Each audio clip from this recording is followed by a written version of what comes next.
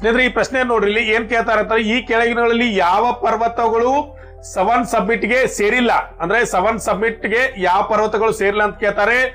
Mount Everest Asia, ಕಿಲಿಮಂಜಾರೋ Africa, ಅಕಾಂಕುವಾ ದಕ್ಷಿಣ America, Mount Fuji Japan. ಇದರಲ್ಲಿ ಯಾವುದು ಸವನ್ submit ಗೆ ಸೇರಿಲ್ಲ ಅಂತ ಪ್ರಶ್ನೆ ಕೇಳ್ತಾರೆ. ಇಲ್ಲಿ ಜಪಾನ್ ನ ಮೌಂಟ್ ಫುಜಿ ಅಂತಕ್ಕಂಥದ್ದು ಈ ಸವನ್ ಸಬ್ಮಿಟ್ ಗೆ ಸೇರಿಲ್ಲ. ಈಗ ಇರುವಂತ ಪ್ರಶ್ನೆ ಏನಂತಂದ್ರೆ, ಈ ಸವನ್ ಸಬ್ಮಿಟ್ ನ ಏರಿದಂತ ಅತಿ ಕಿರಿಯ ವ್ಯಕ್ತಿ ಯಾರು, ಅಥವಾ ಅತಿ ಕಿರಿಯ 16ನೇ ವಯಸ್ಸಿನಲ್ಲಿ ಏರಿದಂತ ಬಾಲಕ ಯಾರು, ಅವ್ರಿಗೆ ಏನಂತಂದ್ರೆ ರಾಷ್ಟ್ರೀಯ ಬಾಲ ಪುರಸ್ಕಾರ ಕೊಟ್ಟಿದ್ದಾರೆ. ಅವ್ರು ಯಾರಂತ ನಾವು ಕೇಳಿದ್ರೆ ವಿಶ್ವನಾಥ್ ಕಾರ್ತಿಕೇಯ ಅಂತಕ್ಕಂಥವ್ರು ಏನಂದ್ರೆ ಈ ಒಂದು ಸಾಧನೆ ಮಾಡಿ ಈ ವರ್ಷದ 2025 ಏನಂತಂದ್ರ ಪ್ರಧಾನಮಂತ್ರಿ ರಾಷ್ಟ್ರೀಯ ಬಾಲ ಪುರಸ್ಕಾರ ಪ್ರಶಸ್ತಿಯನ್ನ ಪಡ್ಕೊಂಡಿದ್ದಾರೆ. ಹಾಯ್ ಹಲೋ ಫ್ರೆಂಡ್ಸ್, ಇವತ್ತಿನ ಕರೆಂಟ್ ಅಫೇರ್ಸ್ ವಿಡಿಯೋಗೆ ನಿಮ್ಮೆಲ್ಲರಿಗೂ ಸ್ವಾಗತ. ನಾನು ನಿಮ್ಮ ನಾರಾಯಣ್ ಸರ್. ಸ್ನೇಹಿತರೆ, ಮೊದಲಿಗೆ ಒಂದು ಪ್ರಶ್ನೆ ಕೇಳ್ತೀನಿ, ಎಲ್ಲರೂ ಥಟ್ ಅಂತ ಉತ್ತರ ಕೊಡಿ. ಭಾರತದ ಅತ್ಯುನ್ನತ ನಾಗರಿಕ ಪ್ರಶಸ್ತಿ ಯಾವುದು? ಸರಿಯಾಗಿ ಹೇಳಿದ್ರಿ, ಎಲ್ಲರೂ ಕರೆಕ್ಟ್ ಆಗಿ ಬಾಯಲ್ಲಿ ಉತ್ತರ ಬಂತು. ಏನಂತಂದ್ರ ಭಾರತ ರತ್ನ ಪ್ರಶಸ್ತಿ. ಭಾರತ ರತ್ನ ಅನ್ನೋದು ಭಾರತದಲ್ಲಿ ಕೊಡುವಂತ ಅತ್ಯುನ್ನತ ನಾಗರಿಕ ಪ್ರಶಸ್ತಿ ಆಗಿದೆ. ಆದ್ರೆ ಇನ್ನೊಂದು ಪ್ರಶ್ನೆ ಕೇಳ್ತೀನಿ, ಅದೇ ರೀತಿ ಕ್ವಿಕ್ ಆಗಿ ಹೇಳ್ರಿ. 18 ವರ್ಷದ ಒಳಗಿನವರಿಗೆ ಅಥವಾ ಬಾಲಕರಿಗೆ ಕೊಡುವಂತ ಭಾರತದ ಯಾವುದು ಏನಂತಂದ್ರ ಅತ್ಯುನ್ನತ ನಾಗರಿಕ ಪ್ರಶಸ್ತಿ ಆಗಿದೆ? ಇದನ್ನ ಹೇಳ್ರಿ. ಯಾವುದು ಅಂತಂದ್ರ ಅದು ಪ್ರಧಾನಮಂತ್ರಿ ರಾಷ್ಟ್ರೀಯ ಬಾಲ ಪುರಸ್ಕಾರ ಅಂತಕ್ಕಂಥದ್ದು. ಸ್ನೇಹಿತರೆ, ನಾವ್ ಹೆಂಗ ಭಾರತ ರತ್ನ ಅಂತಕ್ಕಂಥದ್ದು ದೊಡ್ಡವರಿಗೆ ಕೊಡುವಂತ ಪ್ರಶಸ್ತಿ ಆಗಿದೆ ಅಂದ್ರೆ 18 ವರ್ಷ ಮೇಲ್ಪಟ್ಟವರಿಗೆ ಭಾರತ ರತ್ನ ಕೊಡುವಂತ ಪ್ರಶಸ್ತಿ ಆಗಿದೆ. ಅದರಂತೆ 18 ವರ್ಷದ ಒಳಗಿನವರಿಗೆ ಭಾರತದಲ್ಲಿ ಕೊಡುವಂತ ಅತ್ಯುನ್ನತ ನಾಗರಿಕ ಪ್ರಶಸ್ತಿ ಯಾವುದಂತಂದ್ರೆ ಅದು ಪ್ರಧಾನಮಂತ್ರಿ ರಾಷ್ಟ್ರೀಯ ಬಾಲ ಪುರಸ್ಕಾರ ಅಂತಕ್ಕಂಥ. ಸ್ನೇಹಿತರೆ, 2025 ರಾಷ್ಟ್ರೀಯ ಪ್ರಧಾನಮಂತ್ರಿ ರಾಷ್ಟ್ರೀಯ ಬಾಲ ಪುರಸ್ಕಾರ ಅವಾರ್ಡ್ ಏನಂದ್ರೆ ಅನೌನ್ಸ್ ಆಗಿದೆ. ಸ್ನೇಹಿತರೆ, ಇದರಲ್ಲಿ ಕರ್ನಾಟಕದ ಚಿನ್ನದ ಮೀನು ಅಂತ ಕರಿತಕ್ಕಂತ ದಿನಿಧಿ ಅವರಿಗೂ ಸಹ ಕೊಟ್ಟಿದೆ. ಅದೇ ರೀತಿ ವೈಭವ್ ಸೂರ್ಯವಂಶಿಗೆ ಕೊಟ್ಟಿದೆ. ಇದೇ ರೀತಿ ಸೇರಿ 20 ಮಕ್ಕಳಿಗೆ ಏನಂದ್ರೆ ಪ್ರಶಸ್ತಿಯನ್ನ ವಿತರಿಸಲಾಗಿದೆ. ಈ ಒಂದು ಚಾಪ್ಟರ್ ಮೇಲೆ, ಈ ಒಂದು ಇವೆಂಟ್ ನ ಮೇಲೆ ಅತಿ ಹೆಚ್ಚು ಪ್ರಶ್ನೆಗಳು ಬೀಳುವಂತ ಚಾನ್ಸಸ್ ಇದೆ ಸ್ನೇಹಿತರೆ ಬರುವಂತ ಪರೀಕ್ಷೆಗಳಲ್ಲಿ. ಆದ್ದರಿಂದ ಈ ಒಂದು ಟಾಪಿಕ್ ನ ಮೇಲೆ ಇವತ್ತಿನ ವಿಡಿಯೋನ ಮಾಡೋಣ.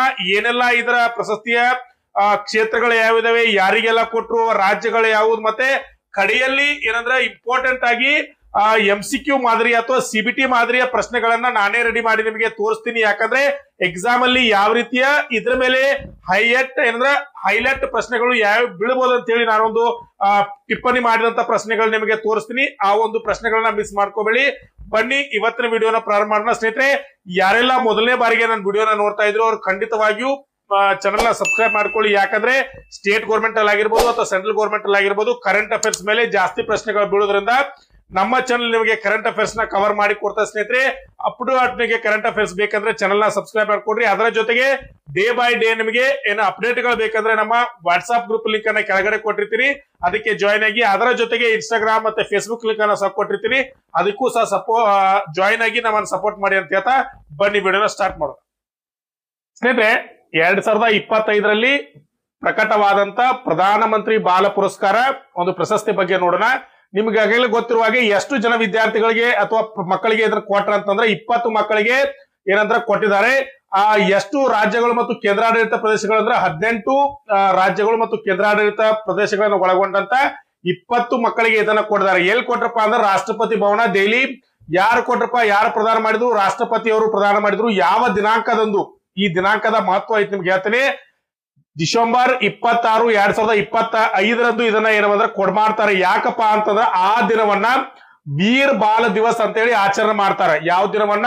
ಡಿಸೆಂಬರ್ 26 ಏನಂದ್ರೆ ವೀರ್ ಬಾಲ್ ದಿವಸ್ ಅಂತ ಹೇಳಿ ಆಚರಣೆ ಮಾಡ್ತಾರೆ. ಯಾಕಪ್ಪ ವೀರ್ ಬಾಲ್ ದಿವಸ್ ಅಂತ ಆಚರಣೆ ಮಾಡ್ತಾರೆ ಅಂತಂದ್ರ ಒಂದು ಗುರು ಗೋವಿಂದ್ ಸಿಂಗ್ ಅವರ ಮತ್ತು ಅವರ ಸಾಹಿಬ್ ಬಾದೆಗಳ ಒಂದು ಬಲಿದಾನವನ್ನ ಸ್ಮರಣೆ ಮಾಡೋದಕ್ಕೋಸ್ಕರ ಡಿಸೆಂಬರ್ 26 ವೀರ್ ಬಾಲ್ ದಿವಸ್ ಅಂತ ಹೇಳಿ ಆಚರಣೆ ಮಾಡ್ತಾರ. ಅವರ ನೆನಪಿಗಾಗಿ ಅದೇ ದಿನ ಏನ್ ಮಾಡ್ತಾರ ಅಂದ್ರ ಪ್ರಧಾನಮಂತ್ರಿ ರಾಷ್ಟ್ರೀಯ ಬಾಲ ಪುರಸ್ಕಾರ ಅಂದ್ರೆ ಯಾರು 18 ವರ್ಷದ ಒಳಗಿನ ಮಕ್ಕಳು ತಮ್ಮ ಸಾಮರ್ಥ್ಯಕ್ಕೆ ಮೀರಿ ಏನಂದ್ರೆ ಒಂದು ಸಾಧನೆಯನ್ನ ಮಾಡ್ತಾರೆ, ರಾಷ್ಟ್ರೀಯ ಮಟ್ಟದಲ್ಲಿ ಅಂತಾರಾಷ್ಟ್ರೀಯ ಮಟ್ಟದಲ್ಲಿ ಧೈರ್ಯವನ್ನ ತೋರಿ ಮತ್ತೆ ಸಾಮಾಜಿಕ ಕಾರ್ಯಗಳ ಮೂಲಕ ಒಂದು ಸಾಧನೆಯನ್ನ ಮಾಡ್ತಾರೆ, ಅವರಿಗೆ ಏನಂದ್ರೆ ಈ ಪ್ರಶಸ್ತಿಯನ್ನ ಕೊಡ್ತಾರೆ. ಸ್ನೇಹಿತರೆ, ನೋಡೋಣ ಬನ್ನಿ ಮುಂದೆ. ಸ್ನೇಹಿತರೆ, ನಾನು ಅವಾಗಲೇ ಹೇಳಿದೆ, ಇದು ಮಕ್ಕಳ ಶೌರ್ಯ ಮತ್ತು ಅವರ ಸಾಧನೆಯನ್ನ ಗೌರವಿಸಿ ನೀಡುವಂತ ಪ್ರಶಸ್ತಿಯಾಗಿದೆ. ಇದರ ವಯಸ್ಸು ಯಾರಿಗೆ ಕೊಡ್ಬೋದು ಅಂತ ಹೇಳಿದ್ ನಾನು ಅವಾಗಲೇ ಹೇಳಿದೆ. 5 ರಿಂದ 18 ವರ್ಷದ ಒಳಗಿನವರಿಗೆ ಈ ಪ್ರಶಸ್ತಿಯನ್ನ ಕೊಡ್ಬೇಕಾಗ್ತದ. ಇನ್ನೊಂದು ಇಂಪಾರ್ಟೆಂಟ್ ನೆನಪಿಟ್ಕೊಡ್ರಿ, ಇದು ಮಕ್ಕಳಿಗೆ ನೀಡುವ ಭಾರತದ ಅತ್ಯುನ್ನತ ನಾಗರಿಕ ಪ್ರಶಸ್ತಿ. ಎಲ್ಲರೂ ನೆನಪಿಟ್ಕೊಡ್ರಿ, ಭಾರತದ ಯಾವ ಪ್ರಶಸ್ತಿಯು ಮಕ್ಕಳಿಗೆ ನೀಡುವಂತ ಅತ್ಯುನ್ನತ ನಾಗರಿಕ ಪ್ರಶಸ್ತಿ ಆಗಿದೆ ಅಂತ ನೀವು ಕೇಳಿದ್ರಿ ಅಂತಂದ್ರೆ ಪ್ರಧಾನಮಂತ್ರಿ ಏನಂತಂದ್ರೆ ಬಾಲ ಪುರಸ್ಕಾರ ಪ್ರಶಸ್ತಿ ಅಂತ ಹೇಳಿ ಹೇಳ್ಬೇಕಾಗ್ತದ. ಈ ಒಂದು ಪ್ರಶಸ್ತಿಯನ್ನ ಈ ವರ್ಷ ಏನಂದ್ರೆ ಡಿಸೆಂಬರ್ 26ರಿಂದ ಕೊಡ್ತಾರೆ. ಯಾರ್ಯಾರಿಗೆ ಕೊಡ್ತಾರೆ ಅಂತ ಹೇಳಿ ನಾನು ಎಲ್ಲಾ ಮಕ್ಕಳ ಒಂದು ಲಿಸ್ಟ್ ಅನ್ನ ತೋರಿಸ್ತೀನಿ. ಎಲ್ಲೂ ಸ್ಕಿಪ್ ಮಾಡಬೇಡಿ. ಎಕ್ಸಾಮ್ ಹೊತ್ತಿಂದ ತುಂಬಾ ಇಂಪಾರ್ಟೆಂಟ್ ಆದಂತ ಒಂದು ಟಾಪಿಕ್ ಇದಾಗಿದೆ ಸ್ನೇಹಿತರೆ. ಎಲ್ಲ ಕ್ಷೇತ್ರಗಳಿಗೆ ಈ ಪ್ರಶಸ್ತಿಯನ್ನ ನೀಡ್ತಾರಂತಕ್ಕಂಥದ್ದು ಇಂಪಾರ್ಟೆಂಟ್ ಸ್ನೇಹಿತರೆ. ಇದನ್ನು ಸಹ ನೆನಪಿಟ್ಕೊಡ್ರಿ. ಏನಪ್ಪಾ ಯಾವೆಲ್ಲ ಕ್ಷೇತ್ರಗಳು ಇದು ನೋಡಬಹುದು. ಕ್ರೀಡೆಯಲ್ಲಿ ಸಾಧನೆ ಮಾಡಿದವ್ರಿಗೆ ಇದನ್ನು ಕೊಡ್ತಾರೆ. ನಾವೀನ್ಯತೆ ಅಂದ್ರೆ ಇನೋವೇಷನ್, ಹೊಸದಾಗಿ ಏನಾದ್ರು ಮಾಡಿದ್ರೆ ಅವ್ರಿಗೆ ಕೊಡ್ತಾರೆ.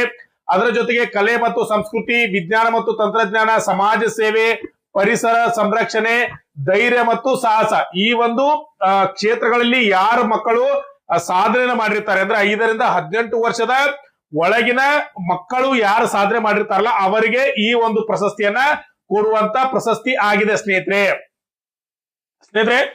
ಇಲ್ಲಿ ಪ್ರಶಸ್ತಿ ಪಡೆದ ಒಂದು 20 ಮಕ್ಕಳ ಒಂದು ಲಿಸ್ಟ್ ಇದೆ. ಅವರು ರಾಜ್ಯ ಯಾವುದು ಮತ್ತೆ ಯಾವ ಕ್ಷೇತ್ರಕ್ಕೆ ಕೊಟ್ರು ಅವೆಲ್ಲವೂ ಇಲ್ಲಿದೆ. ನೋಡ್ತಾ ಹೋಗೋಣ ಕ್ವಿಕ್ ಆಗಿ. ಮೊದಲನೇದ್ದು ವ್ಯೋಮಪ್ರಿಯ. ಇವ್ರು ಯಾರಂದ್ರೆ ತಮಿಳುನಾಡಿನವರು. ತಮಿಳುನಾಡು ಯಾಕೆ ಕೊಟ್ರ ಅಂತಂದ್ರೆ ಇವ್ರಿಗೆ ವಿದ್ಯುತ್ ಅಪಘಾತದ ವೇಳೆ 6 ವರ್ಷದ ಮಗುವನ್ನ ಉಳಿಸಲು ಪ್ರಯತ್ನಿಸಿ ತನ್ನ ಪ್ರಾಣವನ್ನ ತ್ಯಾಗ ಮಾಡಿದ ಇವ್ರಿಗೆ ಮರಣೋತ್ತರವಾಗಿ ಕೊಡ್ತಾರೆ. ಮರಣೋತ್ತರವಾಗಿ ಅಂತಂದ್ರೆ ಅವರು ಆ ಒಂದು ಘಟನೆಯಲ್ಲಿ ತೀರ್ಕೊಂಡಿರ್ತಾರೆ, ನಂತರ ಅವರಿಗೆ ಈ ಪ್ರಶಸ್ತಿಯನ್ನ ಕೊಡ್ತಾರೆ. ಇದು ಒಂದು ಇಂಪಾರ್ಟೆಂಟ್ ಸ್ನೇಹಿತರೆ. ಇದನ್ನು ಸಹ ನೆನಪಿಟ್ಟುಕೊಡ್ರಿ. ಯಾರಪ್ಪ ಅಂತಂದ್ರೆ ವ್ಯೋಮಪ್ರಿಯ ಅಂತಕ್ಕಂಥವ್ರು ತಮಿಳುನಾಡಿನವರು. ಏನಂದ್ರೆ 9 ವರ್ಷ ಇವ್ರಿಗೆ ಧೈರ್ಯವನ್ನ ತೋರಿದಕ್ಕಾಗಿ ಪ್ರಶಸ್ತಿಯನ್ನ ಕೊಟ್ಟಿದಾರ. ನೆಕ್ಸ್ಟ್ ಯಾರಪ್ಪ ಅಂತಂದ್ರ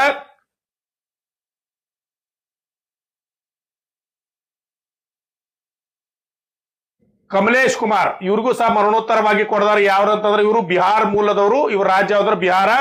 11 ವರ್ಷ. ಇವ್ರಿಗೂ ಸಹ ಏನಂದ್ರೆ ಧೈರ್ಯ ಕ್ಷೇತ್ರದಲ್ಲಿ ಧೈರ್ಯ ತೋರಿದಕ್ಕಾಗಿ ಇವ್ರು ಕೊಡದಾರೆ. ಏನಂತಂದ್ರೆ ಮುಳುಗುತ್ತಿರುವ ಮಗುವನ್ನ ಉಳಿಸಲು ಯತ್ನಿಸಿ ತನ್ನ ಜೀವವನ್ನ ತ್ಯಾಗ ಮಾಡಿದಕ್ಕಾಗಿ ಶೌರ್ಯವನ್ನ ತೋರಿಸಿದಕ್ಕಾಗಿ ಇವರಿಗೆ ಪ್ರಶಸ್ತಿಯನ್ನ ಕೊಡದಾರೆ. ಯಾರ? ಕಮಲೇಶ್ ಕುಮಾರ್. ಇವ್ರಿಗೂ ಸಹ ಬಿಹಾರದವರು ಮರಣೋತ್ತರವಾಗಿ ಪ್ರಶಸ್ತಿಯನ್ನ ಕೊಡದಾರೆ, ನೆನಪಿಟ್ಕೋರಿ. ಆಮೇಲೆ ಮೊಹಮ್ಮದ್ ಸಿರಾನ್ ಕೇರಳ ಧೈರ್ಯ. ಇವ್ರಿಗೂ ಸಹ ಧೈರ್ಯ. ವಿದ್ಯುತ್ ಸ್ಪರ್ಶದಿಂದ ತನ್ನ 2 ಸ್ನೇಹಿತರನ್ನ ರಕ್ಷಿಸದಕ್ಕಾಗಿ ಈ ಪ್ರಶಸ್ತಿಯನ್ನ ಅವ್ರಿಗೆ ಕೊಡ್ಮಾಡಿದಾರ. ಅಜಯ್ ರಾಜ್ ಆಗ್ರಾ, ಉತ್ತರ ಪ್ರದೇಶ್. ಇವ್ರಿಗೂ ಸಹ ಧೈರ್ಯ ಕ್ಷೇತ್ರದಲ್ಲಿ ಕೊಡ್ದಾರ. ಏನಂದ್ರೆ ನದಿಯಲ್ಲಿ ಏನಂದ್ರೆ ಒಂದು ಮೊಸಳೆ ದಾಳಿಯಿಂದ ತಂದೆಯನ್ನ ರಕ್ಷಿಸದಕ್ಕಾಗಿ ಪ್ರಶಸ್ತಿಯನ್ನ ಕೊಡ್ತಾರೆ. ಇನ್ನು ಎಸ್ತರ್ ಲಾಲ್ನು ಹಮ್ದಿ ಅಂತಕ್ಕಂಥವ್ರು ಮಿಜೋರಾಂ ಇಂದ ಈ ಪ್ರಶಸ್ತಿಯನ್ನ ಪಡ್ಕೋತಾರೆ. ಇವ್ರಿಗೂ ಕಲೆ ಮತ್ತು ಸಾಂಸ್ಕೃತಿಕ ಒಂದು ವಿಷಯದಲ್ಲಿ ಈ ಪ್ರಶಸ್ತಿಯನ್ನ ಕೊಡ್ತಾರ. ನೆಕ್ಸ್ಟ್ ನೋಡ್ತಾ ಹೋಗೋಣ. ಕಲೆ ಮತ್ತು ಸಂಸ್ಕೃತಿ ಅಂದ್ರೆ ದೇಶಭಕ್ತಿಗಳ ಮೂಲಕ ರಾಷ್ಟ್ರ ಭಾವನೆಯನ್ನ ಮೂಡಿಸಿದ ಕಿರಿಯ ಗಾಯಕಿ ಅಂತ ಹೇಳಿ ಮಿಜೋರಾಂನವ್ರಿಗೆ ಕೊಡ್ತಾರೆ. ಇನ್ನ ಸುಮನ್ ಸರ್ಕಾನಾರ್ದಿ ಅಂತಕ್ಕಂಥವ್ರು ಪಶ್ಚಿಮ ಬಂಗಾಳದಿಂದ ಈ ಪ್ರಶಸ್ತಿಯನ್ನ ಪಡ್ಕೊಳ್ತಾರ. ಇವ್ರಿಗೂ ಸಹ ಕಲೆ ಮತ್ತು ಸಂಸ್ಕೃತಿಯಲ್ಲಿ ಈ ಪ್ರಶಸ್ತಿಯನ್ನು ಕೊಡ್ತಾರ. ಅಂತಾರಾಷ್ಟ್ರೀಯ ಮಟ್ಟದಲ್ಲಿ ಖ್ಯಾತಿ ಪಡೆದ ಪ್ರತಿಭಾವಂತ ತಬಲಾ ವಾದಕ ಯಾರಂತಂದ್ರೆ ಸುಮನ್ ಸರ್ಕಾನಾರ್ದಿ ಅಂತಕ್ಕಂಥವ್ರು ತಬಲಾ ವಾದಕ ಕ್ಷೇತ್ರದಲ್ಲಿ ಇವರಿಗೆ ಪ್ರಶಸ್ತಿಯನ್ನ ಕೊಟ್ಟಿದಾರ. ಇವ್ರ ವಯಸ್ಸನ್ನು ಸಹ ಕೊಡ್ದಾರ. ಇದನ್ನ ನೋಡ್ಕೊಳ್ಬಹುದು. ಯಾವ್ದ್ರ 16 ವಯಸ್ಸು ಇವ್ರಿಗೆ. ಪೂಜಾ, ಇವರು ಉತ್ತರ ಪ್ರದೇಶದವರು. ಇವರಿಗೆ ಪರಿಸರದ ಒಂದು ಕ್ಷೇತ್ರದಲ್ಲಿ ಅವಾರ್ಡ್ ನ ಕೊಟ್ಟಿದ್ದಾರೆ. ಕೃಷಿ, ಧೂಳು ಹಾಗೂ ವಾಯು ಮಾಲಿನ್ಯ ಕಡಿಮೆ ಮಾಡುವ ಹೊಸ ಯಂತ್ರವನ್ನ ಆವಿಷ್ಕಾರ ಮಾಡೋದಕ್ಕಾಗಿ ಇವ್ರು ಕೊಡ್ತಾರೆ. ಅದೇ ರೀತಿ ಶ್ರವಣ್ ಸಿಂಗ್ ಪಂಜಾಬ್, ಇವರಿಗೆ ಸಾಮಾಜಿಕ ಸೇವೆ ಒಂದು ಕ್ಷೇತ್ರದಲ್ಲಿ ಈ ಪ್ರಶಸ್ತಿಯನ್ನ ಕೊಡಮಾಡಿದ್ದಾರೆ. ಇವರು ಯಾವ ರೀತಿ ಕ್ಷೇತ್ರದಲ್ಲಿ ಮಾಡಿದ್ದಾರೆ ನೋಡೋಣ. ಶ್ರವಣ್ ಸಿಂಗ್ ಅವರು ಆಪರೇಷನ್ ಸಿಂಧೂರ್ ವೇಳೆ ಸೈನಿಕರಿಗೆ ಏನಂದ್ರೆ ಅಪಾಯಕಾರಿ ಸರಬರಾಜು ಕಾರ್ಯ ನಿರ್ವಹಣೆ ಅಂದ್ರೆ ಆಪರೇಷನ್ ಸಿಂಧೂರ್ ನಡೆದತ್ತಲ್ಲ, ಅವರಿಗೆ ಸೈನಿಕರಿಗೆ ಒಂದು ಸಹಾಯವನ್ನ ಮಾಡುವ ಒಂದು ಸಾಮಾಜಿಕ ಕಾರ್ಯವನ್ನ ಮಾಡಿದ್ದಾರೆ ಮತ್ತು ಧೈರ್ಯವನ್ನ ತೋರಿದ್ದಾರೆ ಅಂತ ಹೇಳಿ ಅವರಿಗೆ ಸಾಮಾಜಿಕ ಸೇವೆ ಕ್ಷೇತ್ರದಲ್ಲಿ ಈ ಪ್ರಶಸ್ತಿಯನ್ನ ಕೊಡ್ತಾರೆ. ಅದನ್ನ ನೆನಪಿಟ್ಕೊಡ್ರಿ. ಯಾರಪ್ಪ ಅಂದ್ರ ಶ್ರವಣ್ ಸಿಂಗ್ ಪಂಜಾಬ್. ನೆಕ್ಸ್ಟ್ ವಂಶ್ ತಾಯಲ್ ಚಂಡೀಗಢ. ಇವರು ಸಾಮಾಜಿಕ ಸೇವೆ ಕ್ಷೇತ್ರದಲ್ಲಿ ಇವ್ರಿಗೂ ಕೊಡ್ದಾರ. ವಿಶೇಷ ಅಗತ್ಯ ಇರುವ ಮಕ್ಕಳ ಪುನರ್ವಸತಿಗೆ ಒಂದು ಜೀವನ ಸಮರ್ಪಣೆ ಮಾಡಿದ್ದಾರೆ. ಐಶಿ ಪ್ರಿಯಾ, ಇವರು ಅಸ್ಸಾಂದವರು. ಇವರು ಏನಂದ್ರೆ ವಿಜ್ಞಾನ ತಂತ್ರಜ್ಞಾನ ಕ್ಷೇತ್ರದಲ್ಲಿ ಪ್ರಶಸ್ತಿಯನ್ನ ಪಡ್ಕೊಂಡಿದ್ದಾರೆ. ನೆಕ್ಸ್ಟ್ ಅನುಪ್ರಿಯ, ಔರಂಗಾಬಾದ್ ಮಹಾರಾಷ್ಟ್ರ. ವಿಜ್ಞಾನ ಮತ್ತು ತಂತ್ರಜ್ಞಾನ ಕ್ಷೇತ್ರದಲ್ಲಿ ಈ ಪ್ರಶಸ್ತಿಯನ್ನ ಪಡ್ಕೊಂಡಿದ್ದಾರೆ. ಇವರು AI ಆಧಾರಿತ ಸಾಧನಗಳ ಒಂದು ಅಭಿವೃದ್ಧಿಯನ್ನ ಮಾಡಿ ಈ ಪ್ರಶಸ್ತಿಯನ್ನ ಪಡ್ಕೊಂಡಿದ್ದಾರೆ. ಇವರೆಲ್ಲಾ ಕ್ಷೇತ್ರಗಳನ್ನ ನೆನಪಿಟ್ಕೊಡ್ರಿ. ಇವತ್ತರ ಮೇಲೂ ಸಹ ಪ್ರಶ್ನೆಗಳನ್ನ ಅವರು ಕೇಳಬಹುದು. ಯಾರ ಮೇಲೆ ಯಾವ ಕ್ಷೇತ್ರದ ಮೇಲೆ ಪ್ರಶಸ್ತಿಯನ್ನ ಕೇಳ್ತಾರೆ ಹೇಳ್ಬೋದಲ್ಲ, ನೆನಪಿಟ್ಕೊಡ್ರಿ. ನೆಕ್ಸ್ಟ್ ನೋಡ್ದಾತಂದ್ರ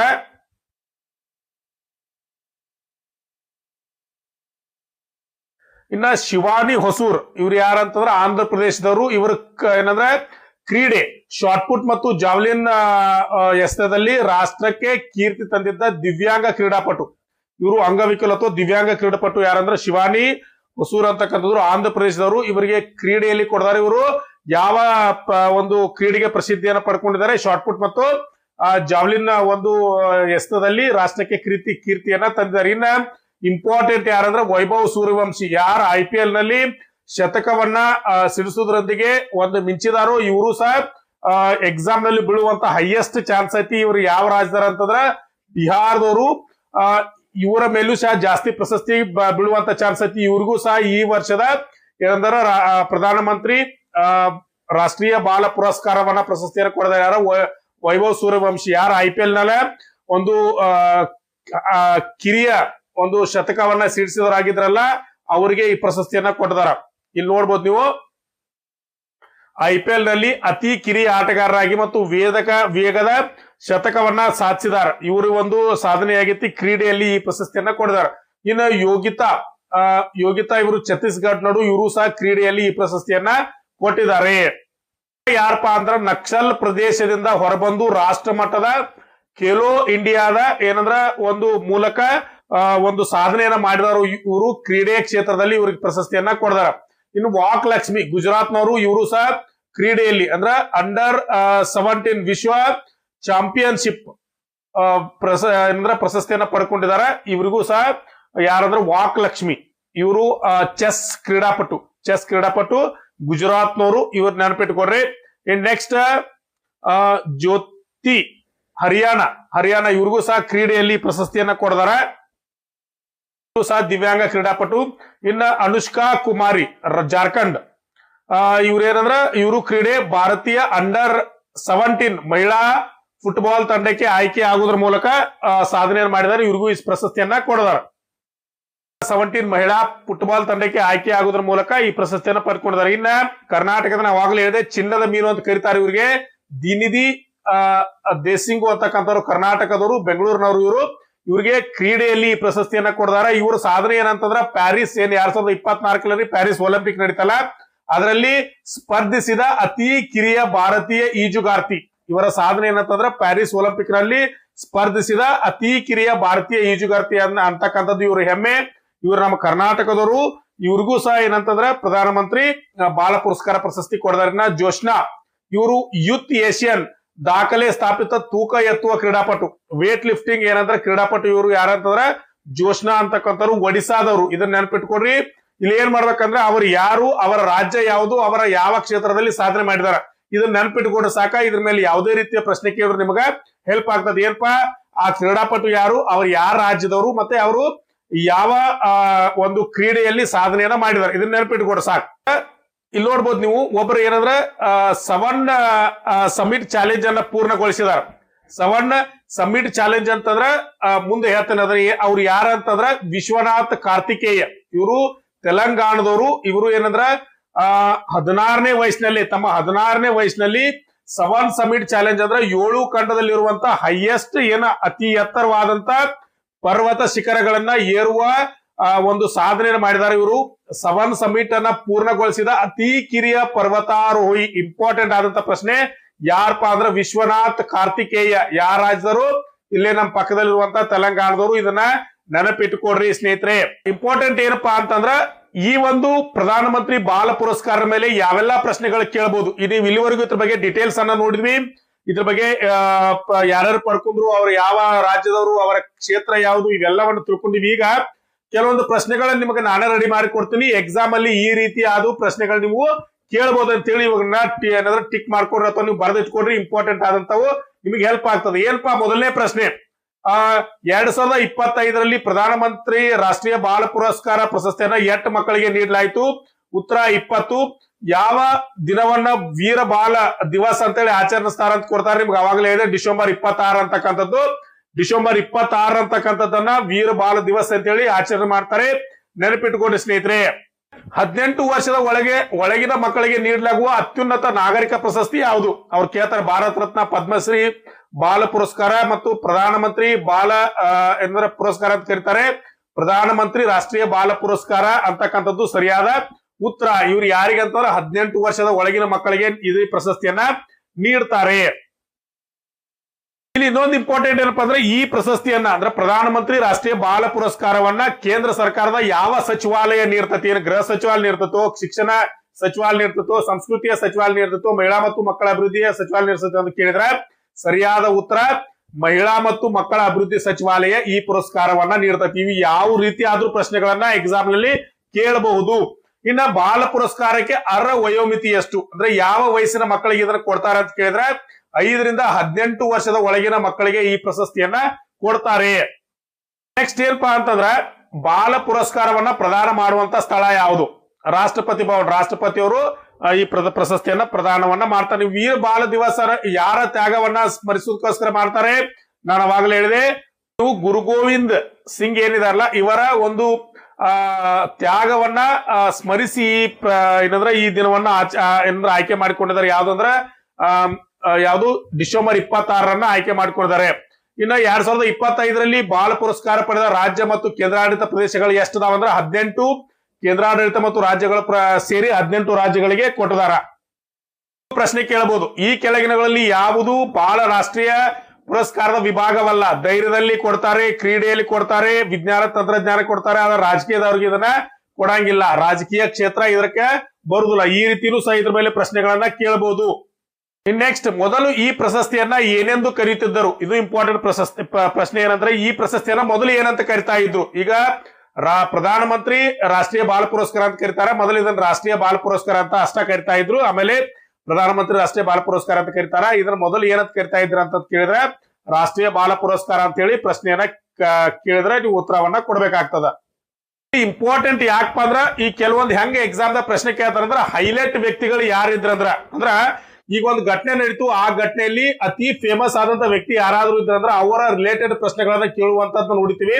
ಈಗ IPL ಅಂತ ಬಂದ್ರೆ ಅಥವಾ ಈ ಒಂದು ಬಾಲ ಪುರಸ್ಕಾರ ಅಂತ ಬಂದ್ರೆ ಇದರಲ್ಲಿ ಹೈಲೈಟ್ ವ್ಯಕ್ತಿ ಅಂದ್ರೆ ಈಗ ಅತಿ ಟಿವಿಯಲ್ಲಿ ವಿಜೃಂಭಿಸುವಂತ ವ್ಯಕ್ತಿ ಯಾರಪ್ಪ ಅಂದ್ರೆ ವೈಭವ್ ಸೂರ್ಯವಂಶಿ ನಾವೆಲ್ಲರೂ ನೋಡಿದ್ವಿ. ಯಾಕಂದ್ರೆ ಅತಿ ಕಿರಿಯ ಆಟಗಾರ, ಅತಿ ವೇಗದ ಶತಕವನ್ನ ಪಡೆದ, ಅತಿ ಹೆಚ್ಚು ಏನಾದ್ರೆ ಸಿಕ್ಸರ್ ಹೊಡೆದಂತ ಏನೋ ಇತ್ತು.